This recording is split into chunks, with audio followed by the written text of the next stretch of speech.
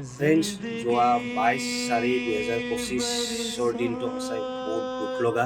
কাৰণ এই দিনটোতে আমাৰ ভাৰতবৰ্ষৰ ভূস্বৰ্গ বুলি যাক কোৱা হয় জম্মু কাশ্মীৰৰ মিনি ছুইজাৰলেণ্ড পেহেলগামত যি এটা হত্যালীলা আৰম্ভ হ'ল, যি সন্ত্ৰাসবাদীয়ে যি আমাৰ ভাৰতবৰ্ষৰ ভাই ভনী বা যিকোনো যি তাত ফুৰিব গৈছিলে বা যি টুৰিষ্ট হওক সেই টুৰিষ্টবিলাকৰ ওপৰত যি হত্যা নিৰ্বিচাৰে গুলীচালনা কৰিছিলে, এই গুলীচালনাত যিসকল লোকৰ মৃত্যু হৈছে তেওঁলোকলৈ মোৰ তৰফৰ পৰা বহুত সমবেদনা জ্ঞাপন কৰিছোঁ। আৰু লগতে যিসকল আঘাতপ্ৰাপ্ত হৈছে তেওঁলোক যাতে অতি শীঘ্ৰে সুস্থ হয় তাৰে কামনা কৰিছোঁ। আৰু লগতে ভাৰত চৰকাৰৰ লগতে অসম চৰকাৰলৈ এটা বিনম্ৰ গুহাৰি জনাইছোঁ যে তেওঁলোকে যে এই সন্ত্ৰাসবাদীৰ যি এটা সমস্যা যাতে যিকোনো প্ৰকাৰে কঠোৰ হাতেৰে যাতে এই সমস্যাটো বন্ধ কৰিবৰ চেষ্টা কৰে তাৰে কামনা কৰিছোঁ।